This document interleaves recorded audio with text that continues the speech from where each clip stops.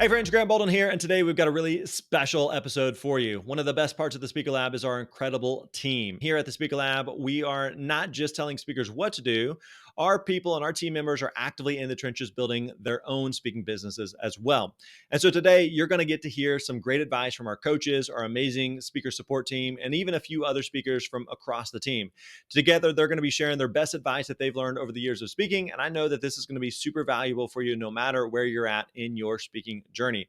Today, we're going to be kicking things off with our lead concierge, Miss Katie Campbell. And Katie, what advice do you have for speakers who may be a little stuck in their own head?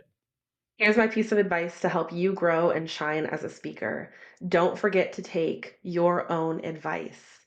Write down some of the things that you feel are concerning you, some of the areas where you're stuck, and approach it like you would if someone came to you asking those same things. If someone from your audience was also struggling with this. Sometimes we are too close to the picture that it's really hard to kind of remember and anchor in your own processes and systems. But you've overcome a lot. That's what made you a speaker with your expertise. So stand strong in that. Think of the areas that you might be feeling stuck in your speaking business. It could be on the business end, it could be on once you get onto stage. What areas are you feeling the most resistance? Now go back and look into your background. Look at your unique positioning as a speaker. What sets you apart from everybody else? What things and what experiences are you drawing from? What are you teaching others? Are there things in your methods that you are teaching and presenting that you can apply to your own world? So, for example, let's say you are a speaker that talks on burnout. That's awesome. Maybe your audience is at a different stage than you are. I assume they are since you're talking to people who are learning from you. But if you go back to the framework that you might be teaching them, maybe it's an acronym, maybe it's a 3 to 4 step process, are you also doing those things? And 9 times out of the 10, we have forgotten an element that was really foundational to us when we rewound a little bit and we were back where we initially were before we got all of this experience. Another example is, let's say you're an executive leadership speaker. Okay. If a team member on your team comes to you with some of the problems that you're struggling with right now, what advice would you give them? We are so quick to look outside for advice and find answers when most of the time we have a lot of the answers that we need. We just need to trust ourselves a little bit. We need to get it out of our head. We're too close to that picture. So maybe it's recording your concerns and struggles and areas that you're stuck in a voice memo and taking a break and coming back to it a few days to a week later, writing down with a pen and paper what areas you're stuck in, taking a break, coming back to it, seeing if there's any gaps from your expertise that you can help fill in for yourself. We are so much more capable than we give ourselves credit for. And so, just like you would encourage the audience that you're speaking to, the company that you're workshopping with, whatever, make sure you're leaning into your own methods. It is normal for us to struggle with the things that we're teaching on. We're not superhumans. We're experts and we're speakers. But that means there's still going to be barriers and gaps that come up within your niche, within your realm for yourself. That makes us more human to our audience. So if you speak on burnout and you're feeling really overwhelmed and burnt out right now, that's okay. It doesn't mean you shouldn't be speaking about this. You're not qualified to speak about this anymore. We're human. We're all going to go through different phases and we're going to sometimes have to backtrack a little bit. That's going to give you a new point of view to improve even more what you're speaking on. It's going to give you a different perspective. It's going to make you more human and relatable to your audience. So don't be afraid to struggle a little bit. Lean into it and remember what you already are know that what you already know, what you already are teaching others, and review some of your own methods. You are so much more capable than you even can imagine. Thanks, Katie. That's really good stuff. Now, let's hear from Coach Nanette Hitchcock about why it's important to treat your business as a business from the get go. Hi, I'm Nanette, and I'm one of the coaches here at the Speaker Lab. I have the privilege, along with a very talented team of coaches, to come alongside of you and help you make your impact in the world. To do that, we work on a lot of things with you here at TSL.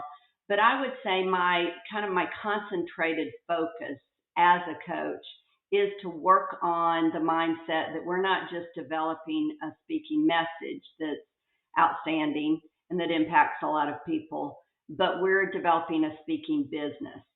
So I come alongside of you to coach around that.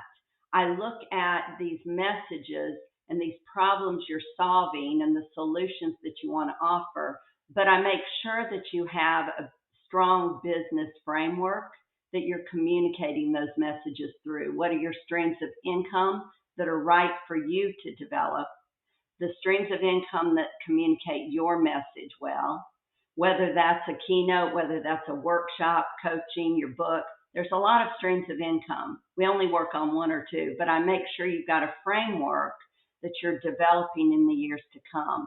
We also look at those processes and systems that support that framework, making sure that you have the concentrated goals, the efficiency to scale, making sure you have the systems that support a strong business and the strategies to get there to that end goal. There's a lot that we coach around, but I would say that in my years of coaching, I have seen a lot of great messages. But what derails that speaker is the fact that they don't have a strong business framework and they're not developing that well, and that they don't have a strong lead generation process and time management to make it happen. So, as a coach, I want you to be successful in communicating these profound messages, but I want you to be successful so that you can make that impact. And to do so, we've got to have that strong business framework. So as your coach, I look forward to coming alongside of you to do just that, to help you make the kind of profound impact in this world, this difference that you want to make. And we're here to do just that. Thanks for that, Nanette. One of the questions that we often get from students is about how to book more gigs on a consistent basis.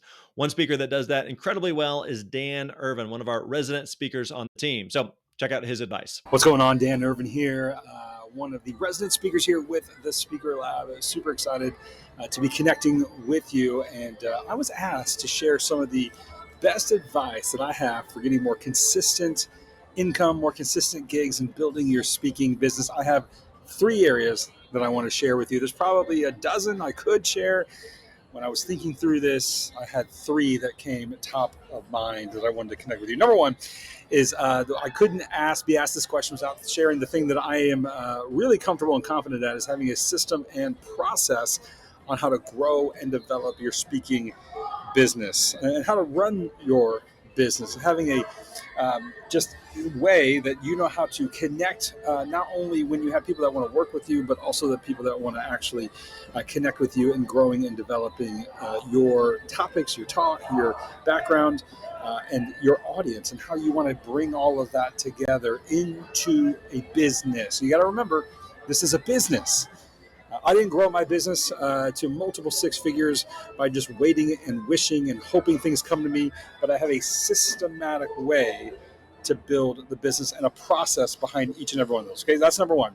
Number 2 is that you've got to know your lane. Know your lane. I can't tell you how many times I talk to speakers. When I ask them what they speak on, they are kind of like, well, I want to speak on this area, this topic, or that audience. And we all want to speak to everyone. But what you have to remember is that if you're trying to speak to everyone, you're actually speaking to, you guessed it, no one. Right? No one. And can I share something with you? This is going to sound harsh. I don't mean it harsh at all, because I'm included in this. But do you realize that most people do not care about your message? Ooh, Dan, that sounds harsh. So I don't mean it harsh, because guess what? Most people don't care about my message either. And so knowing your lane is all about really identifying who's that core audience that cares about your message, that has the problem that you solve, but also hires speakers. Okay, you got to know your lane. And you got to have a process. That's 1 and 2. Let's talk about number 3, which is one of my favorites, which is quite simply, you got to have fun.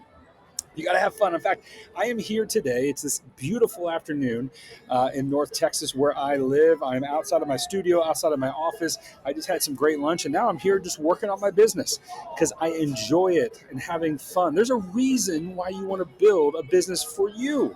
There's a reason why it's important to you. Don't forget your why. Don't forget your why. Okay, so you got to have a process. You got to know your lane and stay in your lane, and then you got to have fun. Can't wait to see you out there on the speaker trail Until next time, stay safe. You guys are awesome. Take care. Thanks for that, Dan. Now let's keep the great advice rolling with our favorite community manager and elite concierge, Emily Arnold. Hi there, my name's Emily. I'm the elite concierge and the community manager here at the Speaker Lab. When it comes to practical advice for speakers, I would boil it down to two things from my perspective. I would say first, you want to make sure you're committed. If you're going to go after this, be committed. Don't do it half-heartedly, do it wholeheartedly, and really figure out what it's going to take to build a speaking business, and then commit blocks of time to doing that. Create a plan around this. You don't want to just do it only when you feel like it. You want to really come up with this plan that you can stick to and really show up for yourself. I like to encourage our students in the program to really see themselves not just as a speaker, but as a business owner. And to own a business and to run a business, it takes a lot of time and energy and thought and commitment. And so I'd say commitment is just super key. The other thing is being a speaker, being an entrepreneur, it can have its loneliness, and so I would say community is super important. I would recommend making some speaker friends. I would recommend joining our community. But yeah, you just want a community around you of people that get what it's like, that know what it takes, that want to do that alongside you. I think you can go much further if you can do it alongside other speakers. And so I would just say you want to get some friends around you, get some support, and bonus points if they understand what it is to be a speaker. And you can put your heads together and encourage each other, hold each other accountable, celebrate your wins, go through the struggles together, and just make sure you don't do it alone. So commitment and community would be the two things I would emphasize. Thanks. Thanks for that, Emily. Finding your community and buying into your passions are so important, but what does it look like to bring your authentic self to the work that you do? Thankfully, Coach Rick Clemens is an expert at that, so we're going to pass the mic to him. Hey there, my name is Rick Clemens, and I'm the lead coach here at the Speaker Lab. And the thing that I always hone in on is know your brand and helping speakers really understand their brand and where to go with it. And that's a big thing, because guess what? If you don't own your brand and know your brand, man, everything else kind of goes away. Now, you got to be a great speaker. Absolutely. You got to be able to put a talk together. Absolutely. You got to find the right audiences to go sell this to. But guess what? Owning and knowing your brand is the key to everything. And here's why. So if you know your brand and you own it, then guess what? You can actually close deals, because in the middle of those pitches and when somebody's talking to you about, well, we want this program and this, if they throw you a curveball in the middle of that, you can actually take and make your brand work to whatever it is that they throw you. They say, this is what we really need. The other good thing is if they say that and you're like, that's not a good fit, guess what? That is a perfect way for you to segue away from doing the gig, because nothing is worse than trying to make your brand fit a gig that you don't belong. And so as I work with our students through these programs, I'm always looking at what's the brand? What's the brand? Are they owning it? Do they own their expertise and their brand expertise to close deals, to get deals done, to be on stages, if you own your brand, you're really excited about what you get to do too. There's nothing worse than like, well, I could do this. Been there, done that, okay? But if you own your brand and you really know what it's all about, you will enjoy speaking. You will enjoy running the business. You will enjoy going out there and negotiating deals. You will be enjoying going and doing what you do every day. In fact, you will be excited to get out of bed each and every day because you love your brand. You know what your brand's about. You own it deep in your soul. And that's the thing I love coaching people around. Yes, I coach you around lots of other stuff, but man, when I see those branding things coming up and I'm seeing there's some waffling on what is your brand? What is it all about? Who are you? How do you want to own that brand in the world? That's the stuff I really love, because guess what? That helps you better on stage, which I do stagecraft stuff, which I love. That's something else I love coaching around, is how to do this really well on stage. But when I know somebody owns their brand, it helps me coach them to create their talks. It helps me help them close their brand into that little thing we love to call the expert positioning statement. It helps me with their marketing and their branding for their website and their demo videos. And it helps me teach them how to close deals. Because when you own your brand, everything else as a speaker becomes a whole heck of a lot easier. Thanks, Rick. Learning how to present an authentic side of yourself, no matter where you are, is important, but it's also a very, very hard journey. Good thing Coach Angie is here to share some advice on how to fail forward and leverage all your mistakes as a learning opportunity for next time. All right, Angie, how does that process of failing forward actually work? Hey, everybody, it's Coach Angie here. I just wanted to come in and drop some tidbits of great best practices that I've learned over the years by lip skidding my way through it. I didn't have a company as awesome as the Speaker Lab to help me launch the speaking part of my business. So, one of the things that I think is most important, and again, I had to learn the hard way, was around my mindset. But it wasn't just, oh, let me keep a positive mindset. It wasn't that, because to me, that was just nonsense. What I really had to do is I had to keep the fail forward mindset, meaning that I wasn't going to get everything right every time. Everything wasn't so exact. And being a person who loves things to be exact, as you could well imagine, that was a super hard lesson for me. And it's one that I work hard to convey to all of you, whether I'm in a Speak Live or a focus group call or even our one on one sessions. And that's the key to your success, being able to assess and pivot in the right places at the right time and not staying stuck. One of the analogies that I give to all students all the time, and I even use it in my own practice, is that if you hit a detour, if you're driving down the road and you hit a detour, are you going to pull up and turn off the car and wait for the detour to be gone? No, you would never do that. But many times in our businesses, we do that because either A, we don't know what the next step is, or B, we're afraid to take the next step. So kind of go back to that detour scenario. If you hit a detour in your hometown, it's a little bit easier to navigate. If you hit a detour and you have no idea where you are, and hi, by the way, we're not using Google Maps here or Waze, right? We're in our businesses. We kind of have to fumble our way through to find how to get back to that main road again and someplace that's familiar. Your business is no different than that. It is a business. So you have to give yourself that ability to fail your way forward.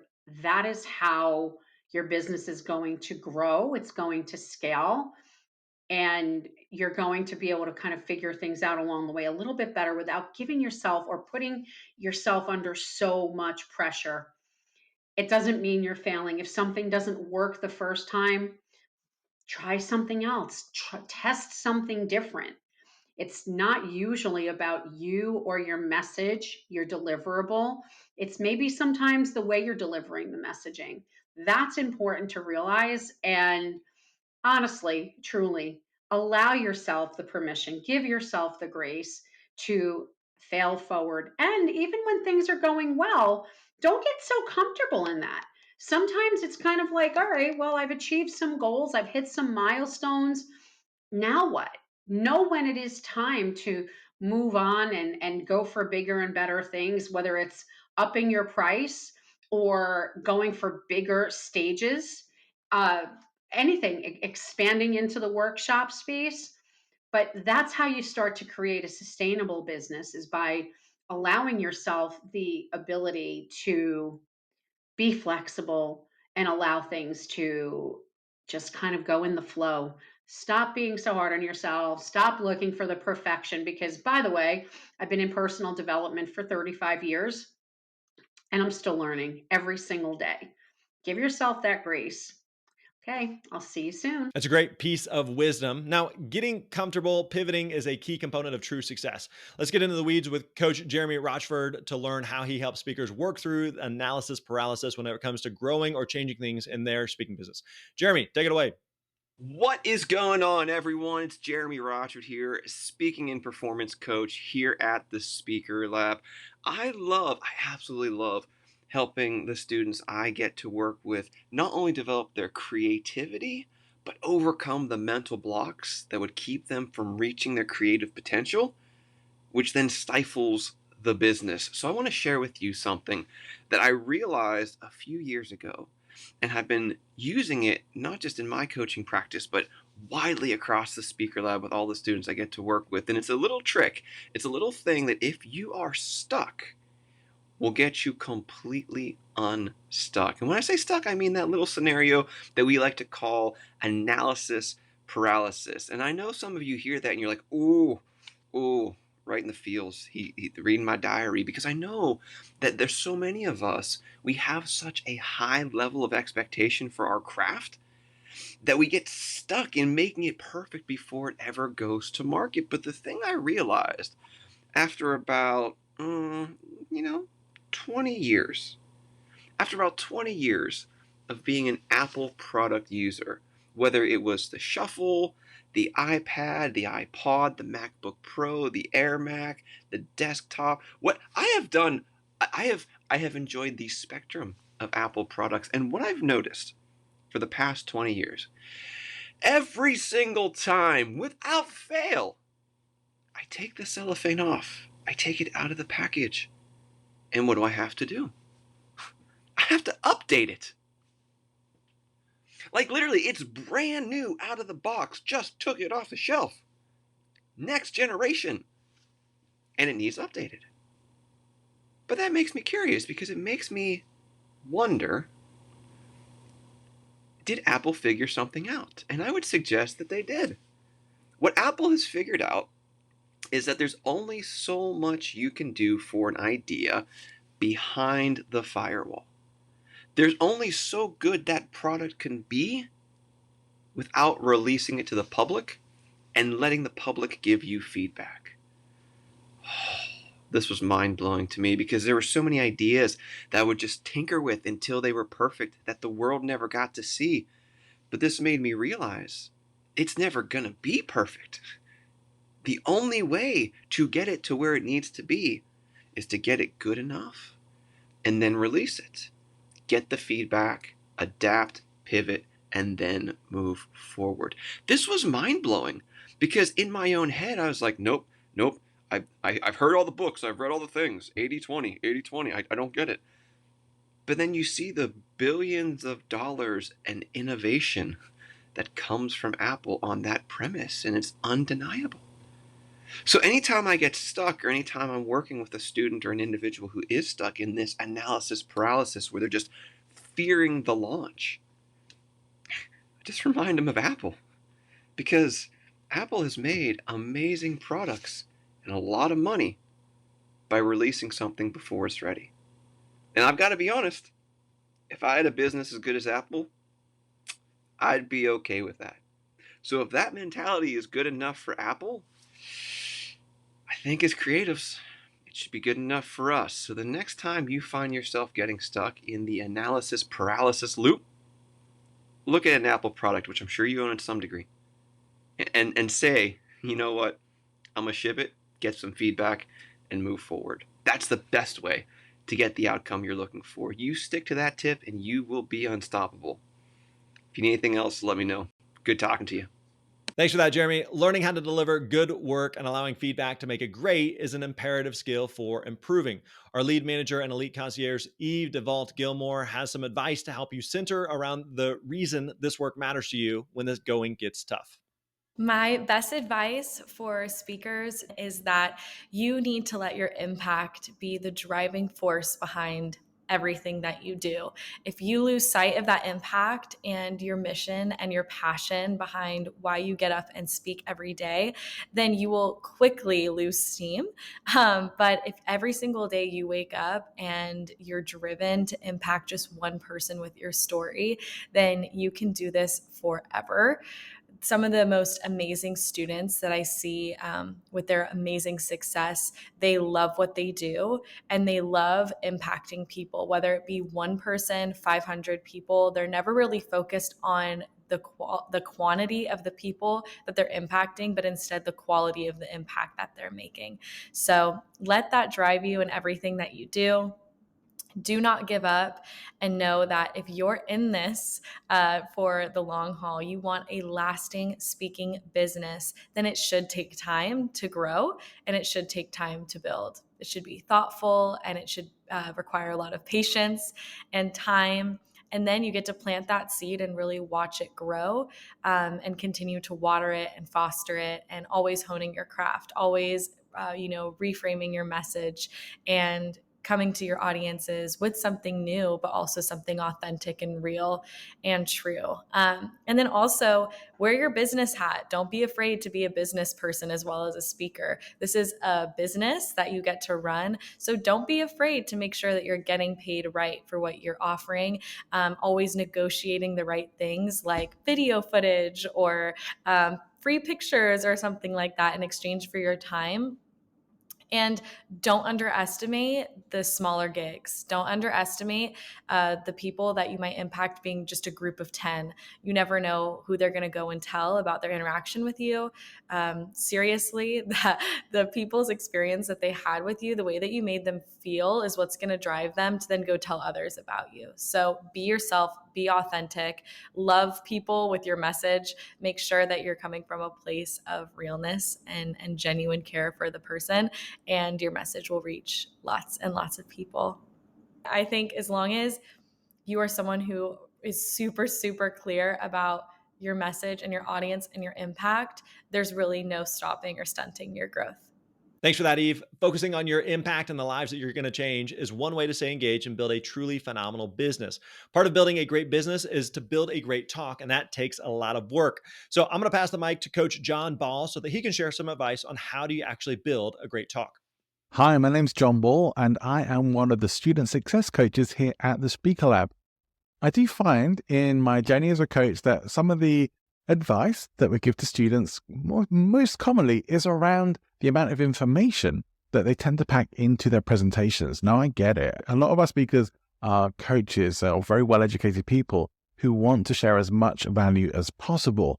However, as a great author and speaker and comedian Judy Carter says, no one ever got a standing ovation because their presentation was super informative. It is the emotional journey, it's the entertainment factor, and the inspiration or motivation that you can create in your talk that is going to have the greatest impact. As much as we might think it should be data, it should be rational argument that is most persuasive with our audiences, those things should be there, but they are not the heart of it. Emotions are the heart of the message, and that's the journey that you need to take your audience on with you. So by all means, have things that are backed up with good data and good reasoning. But as you deliver your message, don't lose out on that entertainment factor, keeping your audience engaged. Let me share with you from a real master at doing this. I went to see Cher in Las Vegas when I was on my honeymoon. And, I think, well, what's Cher got to do with public speaking? Well, in between her songs, she would just talk to the audience. And whilst a lot of it maybe didn't seem to all fit together or make complete sense, I was completely captivated. I think the whole audience was. And the reason for that is because Cher was having a conversation with us like we were a friend, like we were sat down for tea or coffee and just having a good catch up and a chat and just talking about old times. And it was not just fascinating, but she had people in the palm of her hand because she was talking to us on the same level as friends. When you are talking to your audience, whether it's virtual or in person, talk to them as they are friends. Think about the friends in your life or friends who you can most be yourself with. And if you don't have that, well, imagine what that would be like to have a good friend who you could really most be yourself with and try and act as if in that situation. It might take a bit of practice, but it's going to help you to be more authentic. And it's also going to help you connect with your audience in a much deeper way, assuming that friend relationship and talking to them as such. Believe me, it will make you a much more captivating speaker, and it's going to massively boost your relationships as you're making jokes like you would with your friends, telling stories like you would with your friends, and giving some great information, but not over-delivering it. We don't need to blow anyone's brains here. We need to have a conversation with our audience and let them come on that journey with us. That's where you're going to have impact.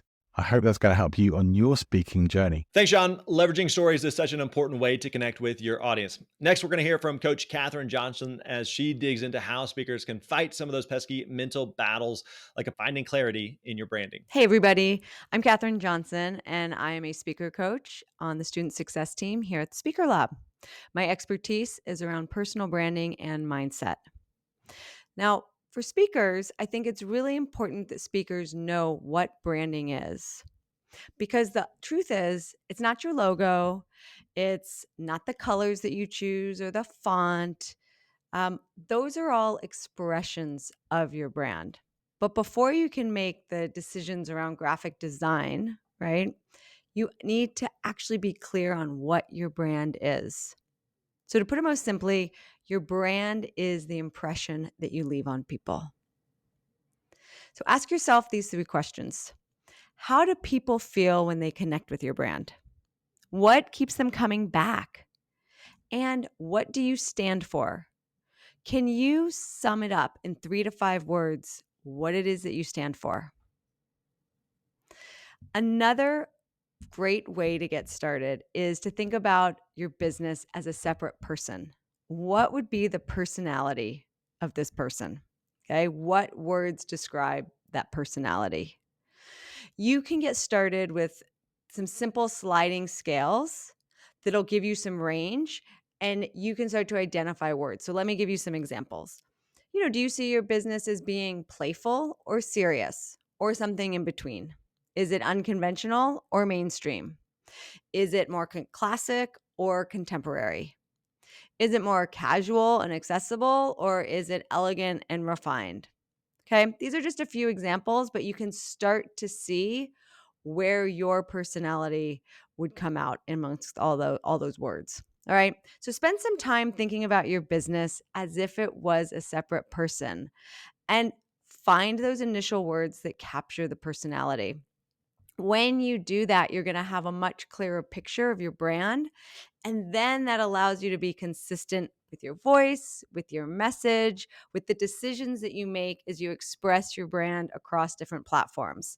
So whether that's online, that's in your website, it is in person, it's in your demo video, or any of the other platforms where you're going to be seen, this will be making an impression on the decision makers. So go have fun with it and find that alignment for your brand. Some really good stuff there from Katherine. Let's wrap up this episode with one of our newest team members, Reggie Wright. Reggie is here to share some of the insights that he's acquired through scaling his speaking business to 6 figures in the last 7 months. If you have aggressive growth goals, Reggie's advice here is key to falling in love with the craft. What's up, family? This is Dr. Wright here. I'm an ambassador, enrollment advisor for the Speaker Lab.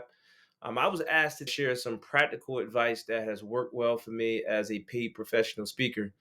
Number one, I say it's a deep belief in my own ability. I believe that God has given me the grace to do what I do. He's given me a purpose. I've discovered that purpose. He's given me a calling. I've accepted that calling. And with knowing my purpose and having a passion for people, I just want to be honest with you. I just care. So I think one of the things that's practical is if you're going to be a paid professional speaker, you don't want to just do it for the money. You want to do it because you actually care. I love the quote from Mandy Hale that says, to make a difference in someone's life, you don't have to be brilliant, rich, beautiful, or perfect. You just have to care. I'm not doing what I do just for the monetary value. I'm doing what I do because I want to impact the lives of people. So I believe if you care about people and you can help solve a problem that exists in society, and by solving that problem, you're creating solutions, providing content, information that's transformational for individuals, people will see value in who you are. I love how Dr. Miles Monroe talks about don't chase money, chase purpose. And when you're chasing purpose, become a person of value. When you become a person of value, people will compensate you for your value because you're helping others. I also believe that we have to be empathetic. I believe it takes empathy, right? I think it takes a level of empathy for others and living our lives in such a way that we exemplify that. I also believe it takes courage, courage in your own ability to accomplish your goals, dreams, and aspirations. Whether you're a current speaker or aspiring speaker, you have to have courage in your own ability. It takes a lot of courage to wake up each and every day and be consistent, right? We have something at the Speaker Lab called the Power Hour. Consistency, excellent habits, discipline. Those are all key factors and principles that we have to implement if you're going to be successful in this speaking industry. I'm here to tell you though, as a young black man that's come from the inner city context, a lot of people counted me out. A lot of people doubted me. People didn't think that I could do it. But there was a deep belief in myself, and that was rooted and instilled in me by my grandmother. And my grandmother always taught me. She said, "Son, know you're somebody because God don't make no jump. I want you to know that you are somebody, that you have worth, you have value. And if you're willing to invest in yourself in terms of time and resources, you can accomplish some of the things that you set out to do." There's tons of people that need to hear your story. Your story is unique to who you are, but it takes courage. It takes self-discipline. Mike Tyson talked about discipline. I'm going to paraphrase. Mike Tyson said, discipline is when you do what you hate as if you love it. Right? One of the things for me that may seem awkward or strange is that I don't even watch TV no more. And it's weird for some people to hear that because I played professional basketball overseas, but I have no idea. It's March Madness right now, and I have not been watching March Madness because I'm so invested in my craft. I love how Inky Johnson says when he speaks, he recognizes there's real lives on the other side of his words. I recognize that as well. I want to do my best to be disciplined so I can be prepared because preparation breeds confidence. So I believe it takes courage. I believe it takes self-discipline, and I believe you have to be responsible. Are responsible for your decisions and your actions. Are you going to take the necessary steps to start your journey? An expert at anything was once a beginner. I love that quote. An expert at anything was once a beginner. And if you're going to become a speaker or scale your speaking business, you need to take responsibility for your career and for your opportunities. Believe in yourself, know your worth, know your value, and you will succeed. Hey, listen, I love to connect with you. Reach out to me if you need anything. Dr. Reggie Wright Jr. LinkedIn, Instagram, Facebook. Dr. Reggie Wright Jr. My website, ReggieWrightJr.com. Much love. Thanks for that, Reggie. And thank you for sticking around till the end here. I hope that you learned a few things along the way that will help you to find clarity, confidence, and a clear path to make an impact from the stage. Next week, we're going to bring you more great advice from a unique group of top speakers in the industry that I know you will not want to miss. We're going to see you then. Have a great week. We're going to see you then.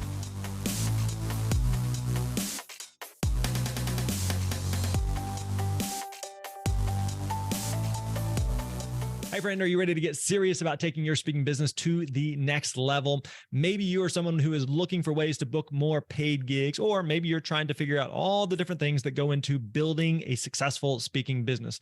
Or perhaps you are an experienced speaker who wants to scale your speaking business to multiple six figures. If that's you, I'd encourage you to visit thespeakerlab.com/call. Again, thespeakerlab.com/call and book a free, no obligation call with our team. And if you're not quite ready to take that leap, I don't want you to hesitate in checking out all the free resources that we have available to you on our website, including this podcast. So head over to thespeakerlab.com. Again, thespeakerlab.com. Find hundreds of blog posts, how-to guides, podcast episodes, email scripts, proposal templates, and so much more.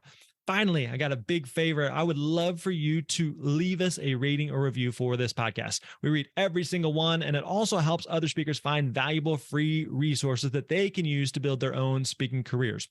As always, thanks for listening, and we'll see you next time.